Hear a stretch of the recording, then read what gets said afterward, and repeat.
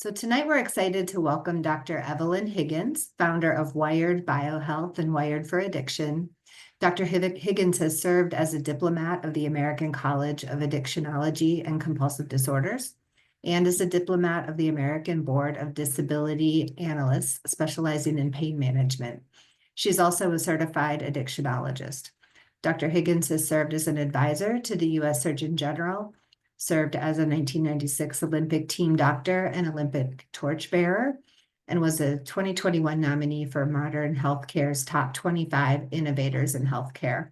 She's also a member of the Adoption Constellation. Thank you for being with us, Dr. Higgins. Oh, my pleasure, Ty. I'll go ahead and turn it over to you. Thank you.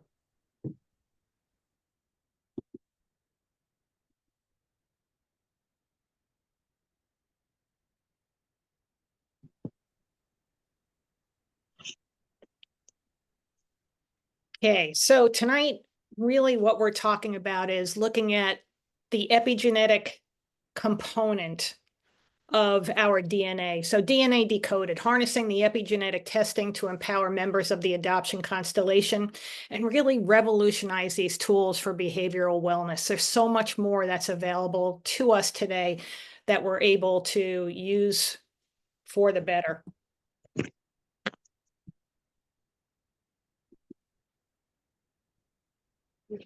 Okay, there we go. Okay, so my why with the adoption constellation. Professionally, I've been in clinical practice for 36 years, started out in physical medicine, and then I saw the growth of behavioral health conditions over decades. And addiction was part of that while practicing in rural areas. That was some 30 years ago.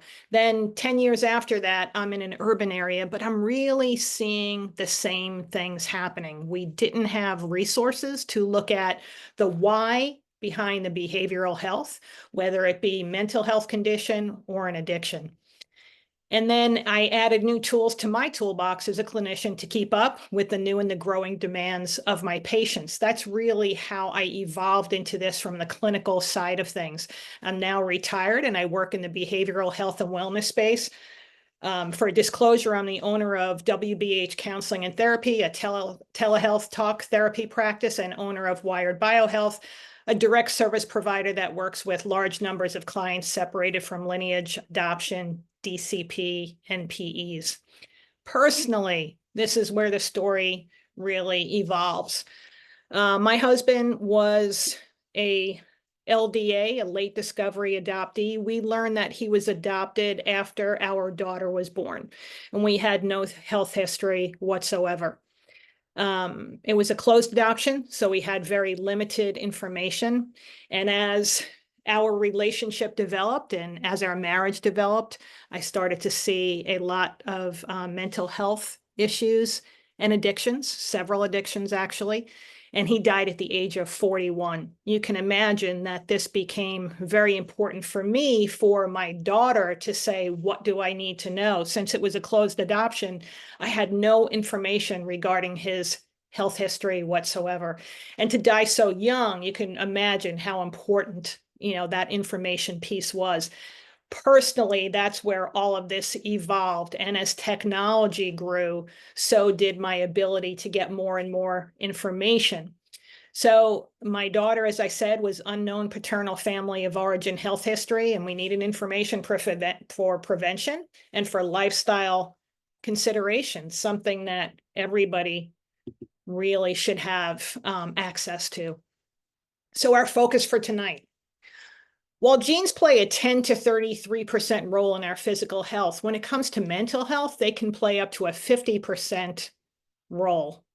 So for those in the donor-conceived person category or the non-paternity event and adoption communities being separated from lineage, these things can prevent challenges when it comes to understanding the biology behind the individual's behavioral wellness. So let's dive into how genes can be tested and turned literally on or off through something called epigenetics. Stop acting like y'all the pure party. And this is going to help individuals in the adoption constellation. Epigenetics. right? So you're born with your DNA. Here's your cards, play them out. What's epigenetics? Epigenetics, we now know genes can be turned on or turned off to change the expression of those genes. That's the game changer. That's where the power comes in. And that's what I hope you can walk away understanding, that there's actually something that we can do. So let's just talk for a minute about the different types of genetic testing.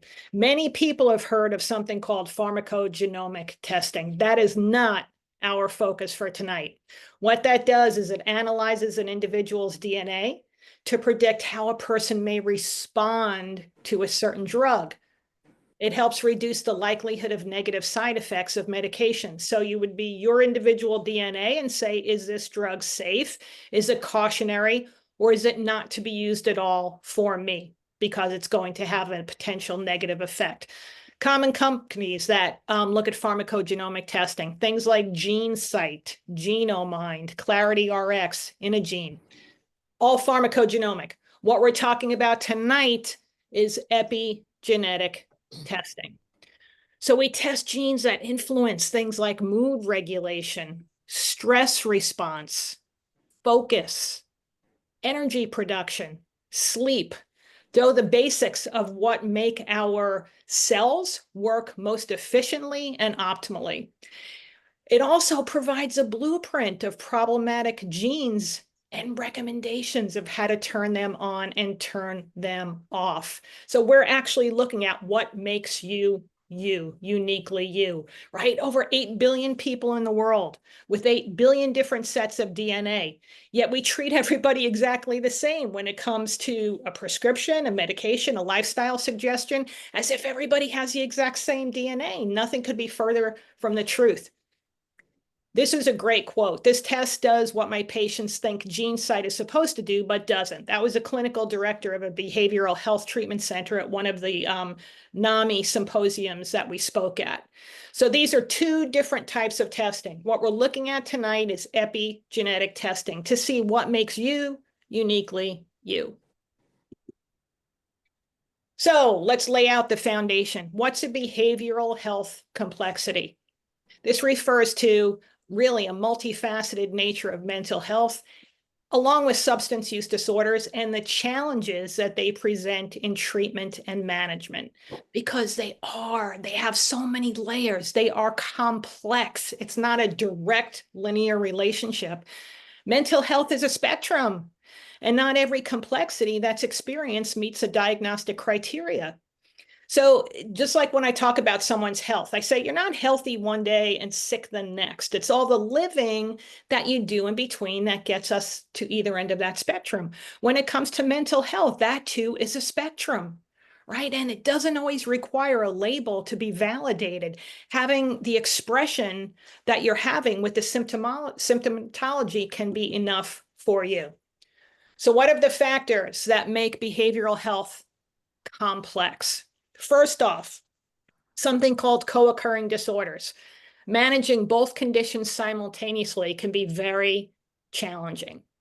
You know, when I throw in here the addiction part of things, because that is a perfect example for understanding that there's always an underlying condition, right? If someone is self-medicating, for instance, why? Why is that happening? What is going on within the mental health complexity that self-medication seems to be a good idea to manage it, right? So that's a great example of co-occurring. There's always more than one thing happening because the body is always trying to be in what we call homeostasis. They're always trying to balance itself out without us even knowing that's what it's doing.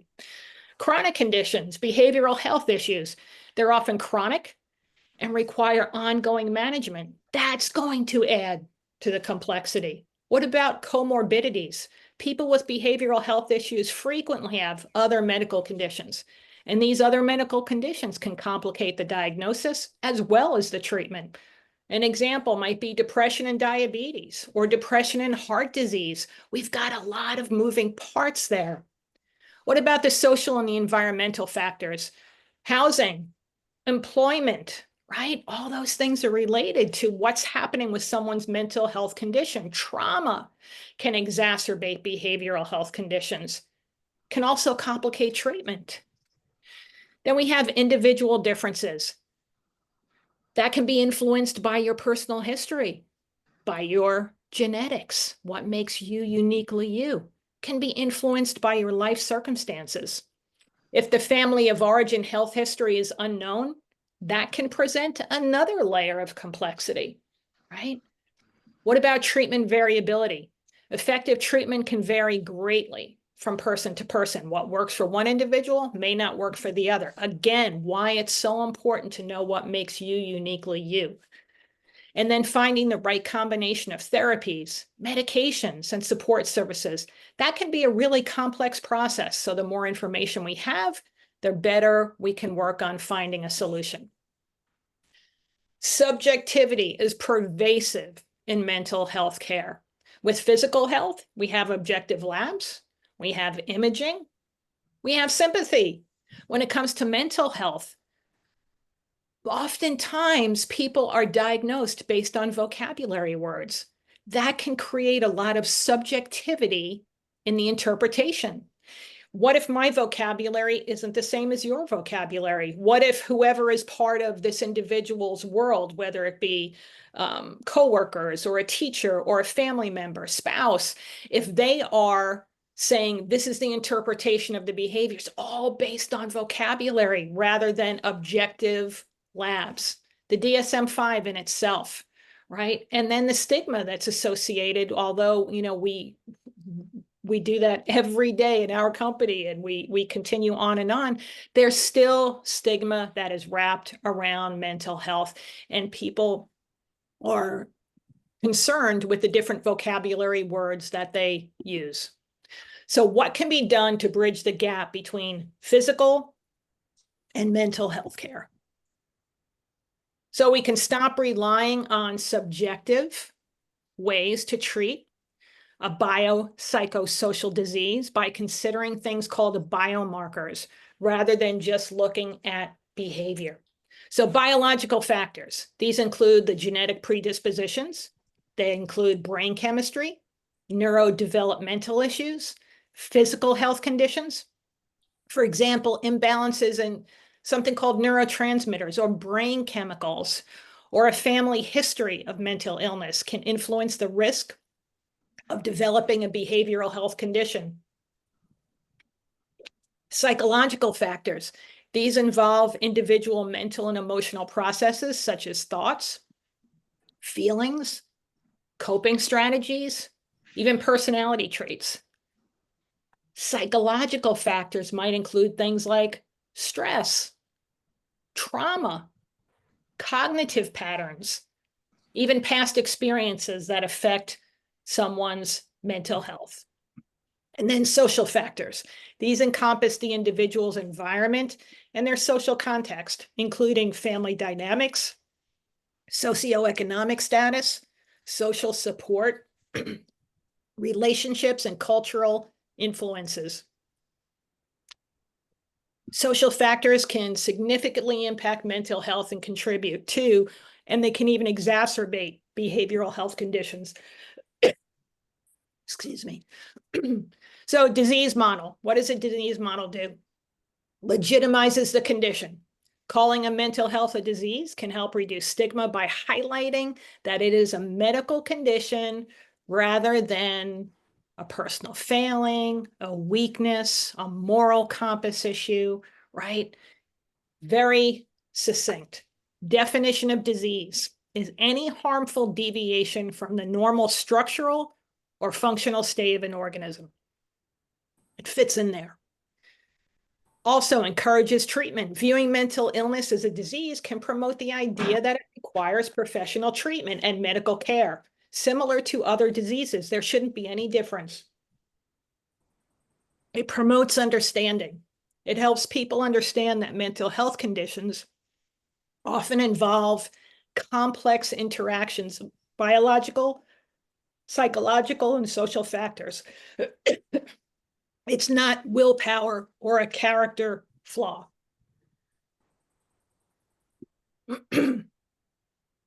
Okay, then we have biomarkers supporting behavioral health. So support the biological portion of the bio-psycho-social model. They provide objectivity. We remove the subjectivity piece by identifying, isolating, and measuring the underlying biology influencing mental and physical health. Really important piece.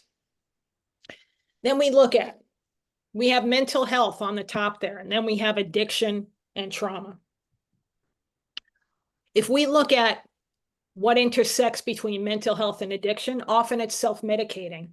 If we look at what intersects between mental health and trauma, it's all often survival state. If we look at what intersects between addiction and trauma, we look at coping mechanisms. What is the piece that's a part of everything there? It's biomarkers. It's knowing what they are. So what's the difference between biometrics versus biomarkers? Biometrics, they're things like data points, such as heart rate variability, our resting heart rate, our respiratory rate, our sleep performance, our skin temperature, things like wearables, very, very chic today, right? Everybody's got their Apple Watch and it tells us our data of sleeping, of recovery, of stress, and they're reactive by measuring symptomatic expression. What's the difference between a biometric and a biomarker? A biomarker, we're talking about molecules that indicate normal or abnormal process taking place in one's body. It may indicate a disease state or even a developing condition. Perfect world, we prevent by knowing what the biomarkers are early enough in the game. We can isolate, we can identify, and we can measure the biology creating the symptomatic expression. We can learn the why of that symptom. And then proactive by measuring physiology, creating biometrics that wearables capture. That becomes the perfect world. A little bit of history of biomarkers and behavioral health. It was in 1936 that the chemical synaptic transmission in the peripheral nervous system was evaluated and studied. Then in 1953, the double helix. Then we start to fast pace everything. 2003, the human genome is mapped out, game changer.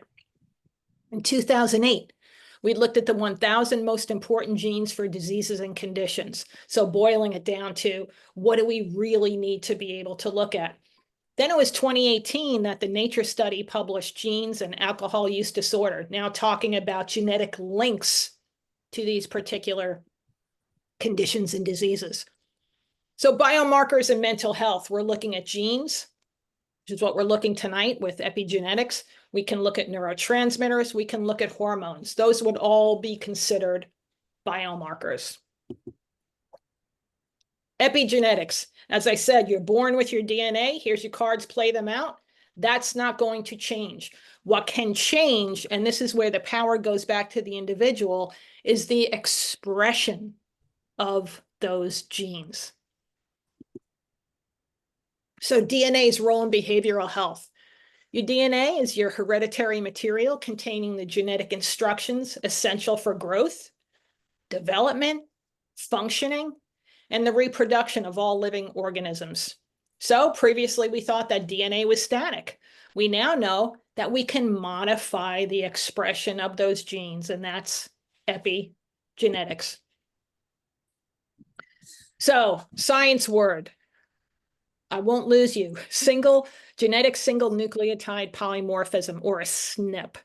That's what we look at when we're saying, okay, now we've got this genetic material. What are we looking at? We're looking at SNPs. A SNP is where we have an error in the genetic coding, a variant. And this is the important part behind this. This can lead to anxiety if we have a variant or an error in that coding. It can lead to depression. It can lead to a stress response that's different than someone else's. It could lead to sleep issues, poor energy production, stimulation-seeking behaviors, and even more. Errors can range from something called a homozygous, meaning both strands in the DNA are impacted, or heterozygous, meaning one in the pair is impacted, or have no clinical abnormality. So the genes that are related to mental health, what do we look at? We look at something called methylation. That's probably out of all of them, that's the most talked about because that's really all over the internet today. But people are talking about one particular gene, the MTHFR. There's more than that. So that can become a little bit misleading. But we look at something called methylation. What optimizes your DNA? We look at something called autophagy. Autophagy, we've known about it for 100 years, but it was only in 2016 that a Japanese physician won the Nobel Prize for understanding the intracellular relationship of autophagy. So I'd call autophagy kind of like the garbage man of your cells. It's normal for cells to die off every day. They're supposed to. We have to have a way to remove them, or else all this debris stays within your body. Eventually, it's going to lead to illness.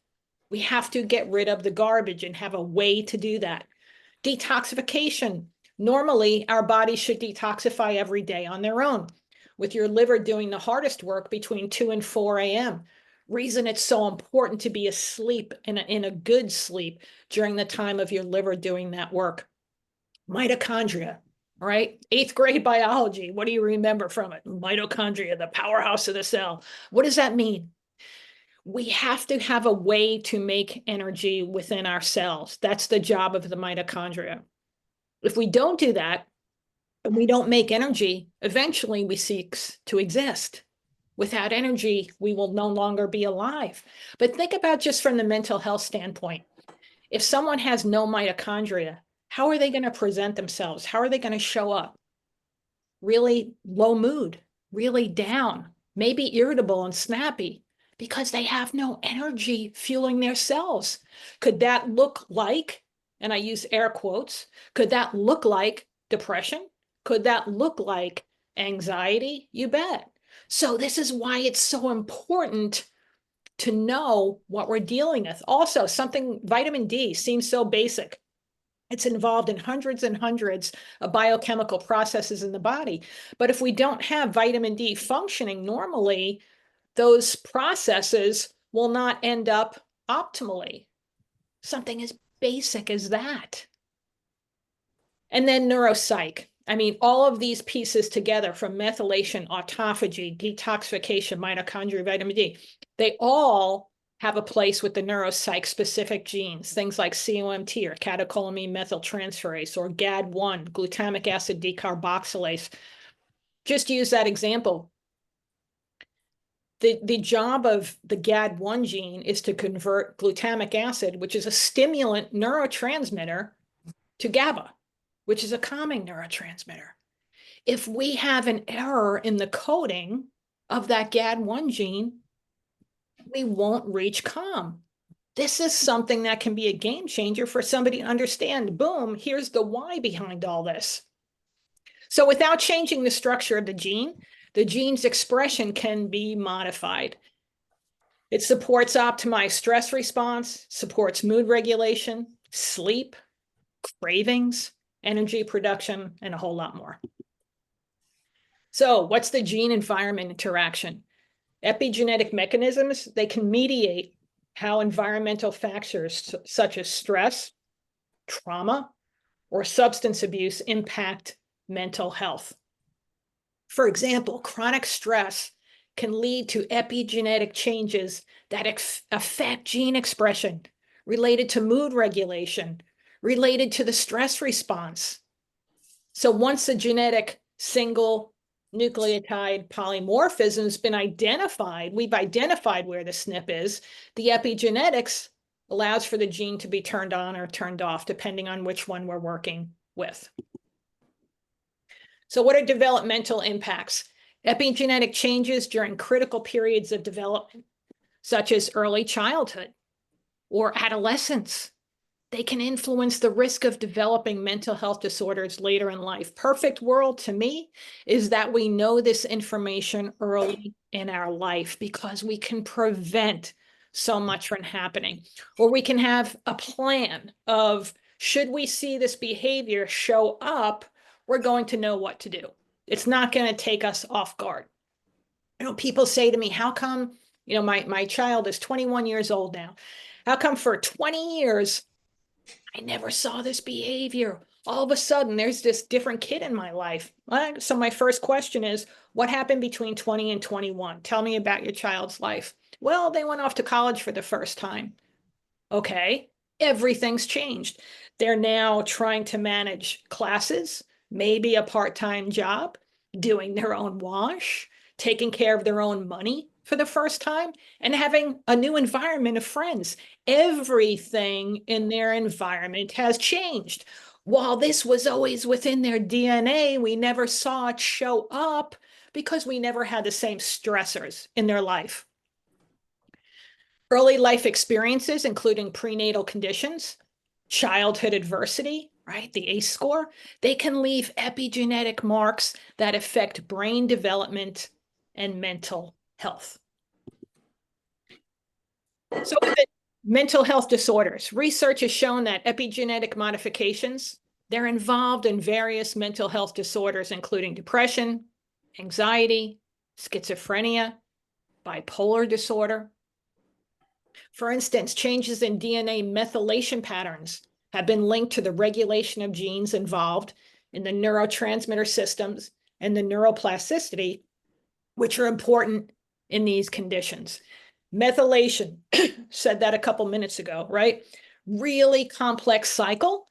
If we boil it down to the three things that it's responsible for, it makes it understandable. One, we have to be methylating in order to have the optimal expression of our DNA. Right there, it's an extremely important process. It also aids in detoxification. I said we have to detoxify every day. Methylation's involved in that. Methylation's also involved in the absorption of nutrients. You could be eating the perfect diet, but if you're not absorbing those nutrients, we're not getting what we need to make these pathways complete optimally. So what's potential for therapeutics and personalized care? Epigenetic therapies, they aim to modify gene expression patterns to reverse detrimental effects or to enhance beneficial ones. For example, nutraceuticals that target specific epigenetic enzymes, they can be used to manage behavioral wellness complexities.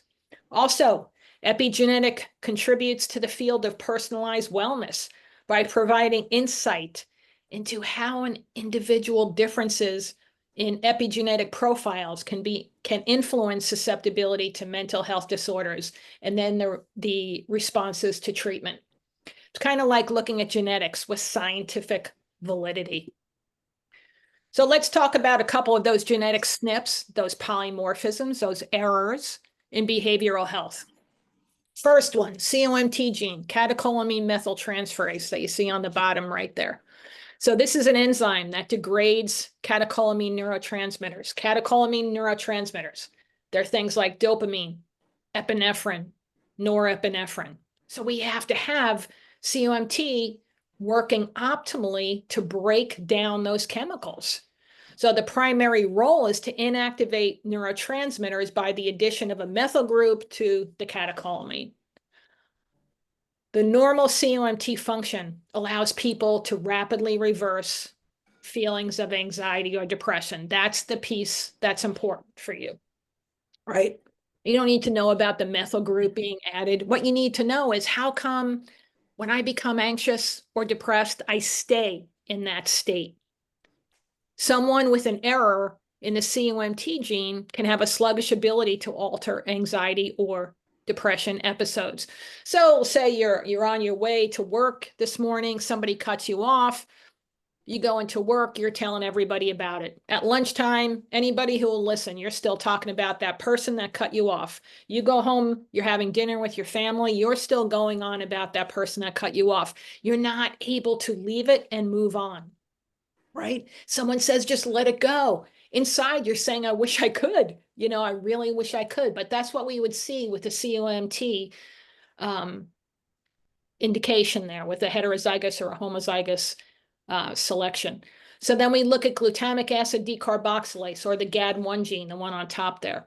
So you see red with a plus plus, that means that both of the genes are affected. Where you see COMT, yellow plus and a minus, it means one of the genes is affected. So that glutamic acid decarboxylase, it's the enzyme responsible to convert glutamic acid to GABA. So to bring you from stimulated to calm. So when we see a polymorphism or an error in this GAD1 gene, it's associated with sleep disorders. It's associated with kind of that glass half empty syndrome that people can have. Like, yeah, but, someone else said, isn't that great? Yeah, but you're always seeing the downside to everything. Dysphoria, kind of your resting place is a lack of joy, where someone else says, hey, I was coming out today and I saw this incredible rainbow. You might say, big deal. How long did it last? 2 seconds? Right? You view things very differently. And then physically, we can see spasticity. So then another one of the important genes, the SLC6A4, you see there on the top, and it's got red, a plus plus, meaning that in this particular case, both of the genes were affected. So the job of this SLC6A4 is to encode the serotonin transporter that's responsible for clearing the serotonin neurotransmitter from that synaptic space. It's also known commonly as the SERT gene. And this gene is the target of many therapeutic drugs, the SSRI drugs. So polymorphisms here are associated with an increased risk of anxiety and depression and a less effective response to an SSRI medication. Really important. Can't tell you the amount of people that we have seen that have been on numerous SSRIs. Try it, didn't work, double it, half it, move on to the next one, and keep going through it. Nothing ever works. It's because you have a polymorphism in this particular gene. It's going to show a less effective response to an SSRI medication. So we've got to figure out a different way to navigate that. But if you never do this, you don't know. What does that do to someone emotionally when they are on the roller coaster of SSRIs, trying another one, trying another one, trying another one, and they're told that they're supposed to be working, it's them. Emotionally, that is a huge hit for someone.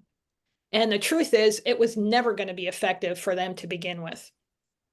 The next one, the TPH2, tryptophan hydroxylase 2. So the job of TPH2 is to break down the first and rate limiting step in the biosynthesis of serotonin.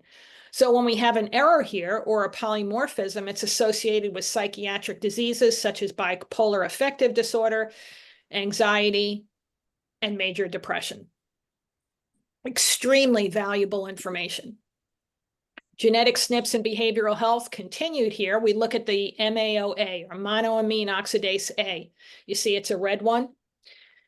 So the job is to be a neurotransmitter degradation enzyme, to break down by degrading serotonin, dopamine, epinephrine, and norepinephrine. So MAOA ends the neuronal signaling induced by those neurotransmitters. When we have an error or a polymorphism in MAOA, it's associated with increased aggression, with mood disorders, and even drug addiction. Really important information for someone to know. Talked about autophagy earlier. I said it's the garbage man of the cells. So it's a natural process that removes damaged or dysfunctional parts of a cell. And then it recycles other parts for repair. So auto meaning self, phagy meaning eating, self-eating. So he's the garbage man of the cells. As I said, this is a normal process for cells to die off. We have to have a way to clear it out. If we don't, this garbage, this debris just stays within our body. Eventually, it's going to affect the other cells around it. So now we're just adding more layers of complication to what's happening within this individual. Example I use when I talk about autophagy is, let's say you went on vacation. You forgot to take the garbage out before you left. You come home a week later, you had a great vacation, you walk into your house, you're like, oh, this place stinks. The garbage, right? It not only affects the smell, it can affect the carpeting, It can affect your furniture. It can affect your clothes. That's the same thing that's happening if we're not getting rid of the debris that's in our bodies. Methylation, I said, a really complex process, but the three main things that's responsible for are regulating gene expression, which we have to optimize what we have to work with. Therefore, we need to know if we have any problems with methylation, and if we do, we need to have a plan of optimizing that, because that's not negotiable at all. It's also responsible for reducing or removing toxins that eliminate essential nutrients. Got to have a way to get rid of those, and then provide nutrients needed for detoxification, those nutrients that are needed for immune regulation, those nutrients that are needed for gut health. So like I said, you could be eating the perfect diet, but if methylation is a problem for you and you're not absorbing those nutrients, we're going to see disease processes begin over time, because all of these parts of the body are essential. So then genetic SNPs in behavioral health, a polymorphism, the MTHFR, probably the most popular methylation gene because it is on the internet. And when people talk about methylation, the problem is they're talking usually about that one gene. There's more than just the one gene. But very important to have it measured and know, like you see in the example here, it's yellow, that we have one or a heterozygous result. We're having a problem with the MTHFR gene. What does that look like? A polymorphism can be associated with poor production of dopamine, of serotonin. In women, it can have pregnancy complications, poor healing of the nervous system, even create weakened mitochondria function. So we're having trouble creating energy, and a reduced production of glutathione. Glutathione is a master antioxidant. It's made in the liver. If we have a problem making glutathione, we're going to have a problem detoxifying. Poor cell turnover. We're not getting rid of the garbage. Poor function of T cell lymphocytes. Then there's methionine synthase. And its job is to code for the enzyme that catalyzes the final step in methionine biosynthesis. Very important part of methylation. Not to get too sciencey on you guys, but just to know that this stuff is deep, it's complex, and it's not just one gene, it's many. For example, we look at 14 when someone says, I had the MTHFR gene. We're looking at 13 other genes that are related to it, because it's not just one. So deficiencies in methionine lead to poor methylation. That's associated with numerous neurological, cardiovascular issues, even immunological disease states, even infertility and potential birth defects.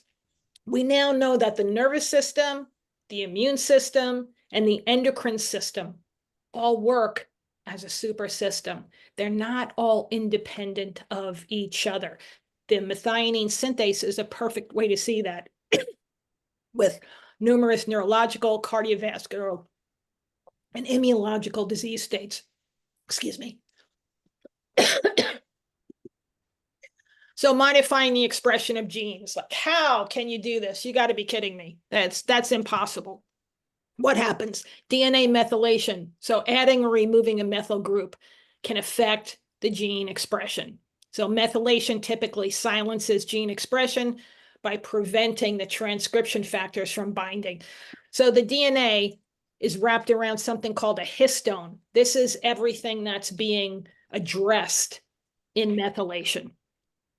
Histones, they're the proteins around which the DNA is wrapped, and the chemical modifications to histones, things like methylation, acetylation, they can influence how tightly the DNA is wound.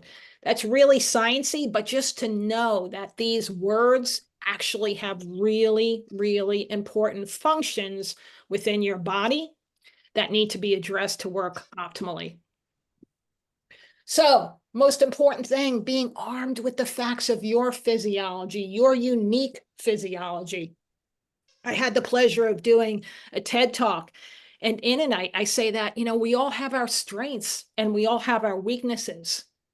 It's in knowing what those strengths are and what those weaknesses are, and then what we're going to do about it. None of us have the perfect genome. Nobody does, but it's what's going on with you in particular. And then we talk about mental health and physical health, and that bridge between the both of them, right in the middle there. That's our unique genetics. What makes us us? So making informed decisions through epigenetics. We can target nutraceuticals recommendations based on what those polymorphisms are, what those errors are. We can target what needs to be used and then what dosing. We can target pharmaceutical recommendations based on those SNPs. We can target diet and meal timing modifications based on those SNPs. Lifestyle recommendations, that's where they come out of. What's uniquely you? You know, is intermittent fasting one of the buzzwords too, or terms? Is intermittent fasting good for you? Well, let's look and see what you're made up of. It might be, it might not be.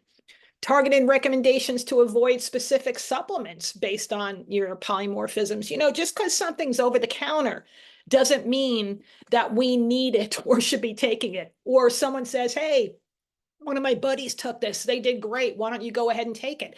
Even if it's an over the counter, it still changes your biochemistry.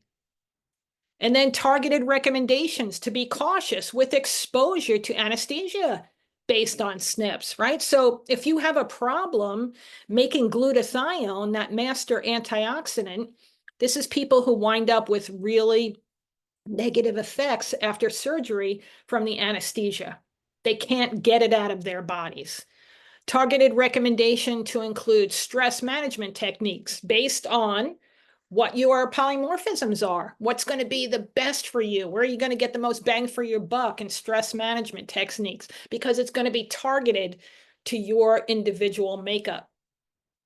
And then targeted recommendation of further testing, things that could be related to insulin or neurotransmitters, metabolites, those brain chemicals, to allergens, and much more. We really then have a blueprint of you, what makes you you, and how to move to be most productive from all of that information.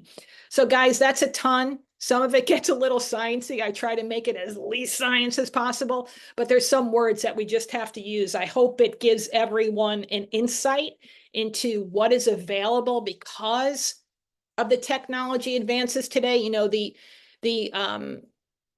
actual technology, the mechanics of what we need to look at these things only became available in 2015, 2016. So you look at, that's recent history. So this information really is of our time, you know, and then we had COVID happen after that. So all science kind of deviated toward, okay, we have to figure out the COVID stuff and kind of put this on the back burner. So this is all new, and it probably is new for most people, but just want you to understand that there is a way to optimize what each and every one of us have to work with. And I thank you for your time here tonight. Thank you so much for sharing that. Sure. It'd be great if anyone has any questions, anything that they would like to ask, you can do that in the chat. I'm sorry for my coughing. Happens. A little bit of something going on here. I think that's the season for it for sure. Exactly. So no worries there.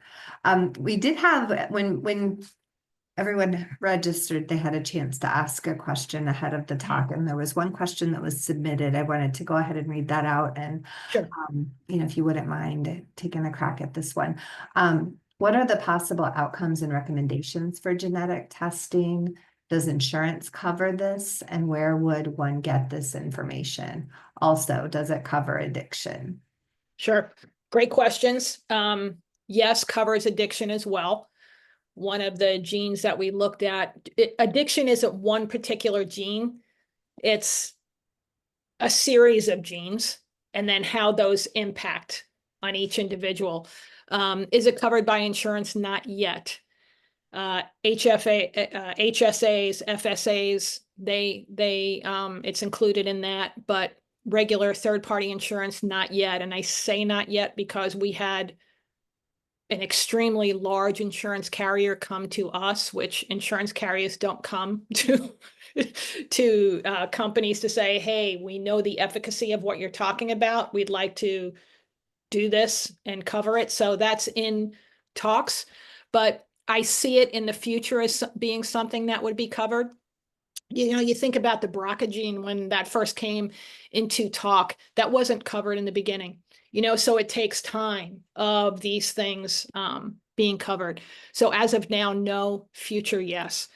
I really see this information as something kind of like your CBC. When you go and have your yearly exam, you have a CBC done to see what the state of your health is. This is a one-time test that's done. So to know what your starting point is, you only have to do it one time. And then you know this is you. You know, you have all the information that you need there. And what was the other part of that, Ty? Does it cover addiction? Yes. Mhm. So as far as, serving primarily, the adoption constellation in this community Sure. specifically, Yep. can you talk a little bit about how your work has impacted our community in the adoption DNA discovery? Right. That.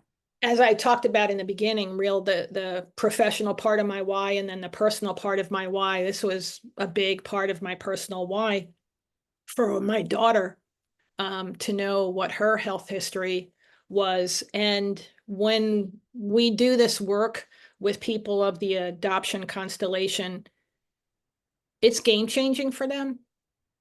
And there's so much, a lot of times there's tears of joy as I go over someone's results saying, oh my God, you just validated everything that I've ever felt. And some of it I didn't even want to share with people because it felt like, what am I putting out there? But it really, you could tell me nothing about symptoms, how you feel, and we would wind up in the same place because this is how you're wired for your operating system of your body. So it's really, especially for the adoption constellation, such important information. And I kind of said it in one of the pieces. To me, perfect world would be we have this early in our lives so we can prevent so much from happening. That's really, to me, the sweet spot of all of it for one day, for that to be how it's utilized as prevention. That would be using science for good. And another question that came across separately was about cost. If someone were considering doing this, what would be Sure. the investment in that? Really, the best way to answer that would be to have a consultation to figure out what part of this you would need and then be able to give the cost from there. Because you may not need to have an entire workup. You just may need a specific part of it. So, and we do offer consultations at no cost, a 15-minute, just to talk with one of our clinicians, our consultants, to suggest what we would do given the information that you tell us. I want to open it up to the group again. Questions that anyone has for Dr. Higgins? You can either put it in the chat, or if you'd like to raise a virtual hand, we can do that as well. We have about 5 more minutes before we'll start wrapping up.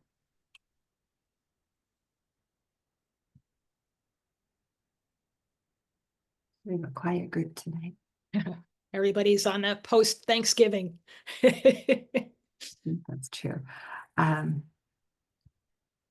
there any other like case studies or adoption related clients you've worked with in your professional capacity, outcomes that you've seen or Sure. Gosh, a lot. studies you've done? A lot of them come to us, a lot, maybe 65% come to us for mental health behaviors that they're seeing or addictions. But the others are just kind of wellness stuff of, cardiovascular. I've got these immune issues. Where is all this coming from? So all of those stories are extremely impactful with that information of where it can go. One of the best stories is a 6-year-old that was adopted neonatal alcohol syndrome. Parents came to us. She was already changed schools 3 times by the time she was 6 years old for behavior issues, and part of a blended family, and really becoming problematic within the household. We did the lab was with her. She is now, in fact, I use this as a case study in Abu Dhabi. I presented to the International Society of Substance Use Professionals, and she is flourishing. At the end of that school year, she got the character award for school. And beyond that, her third-party testing through the school, I wish I had that information. I don't think we have it on the website. If anybody wants to reach out, we can certainly send it to you. But third-party testing was totally different results, from math to vocabulary and reading, totally different child by the end of that school year. To me, that's the best stuff of what goes on in this work, because you think about a 6-year-old, the amount of people that she is going to come across in her life, and that will be better for knowing her, and that effect of how that goes, the younger somebody is, that's incredible. That's great stuff. Thank you for sharing that. Sure. One of our guests tonight had asked about the test itself. Is it similar to what you would do with 23andMe? Is it mail-in? How does it work? Sure. So I'll just say the difference. Like a 23andMe is what we call a recreational test. We're a clinical test, but it is the same buccal swab, cheek swab, really simple.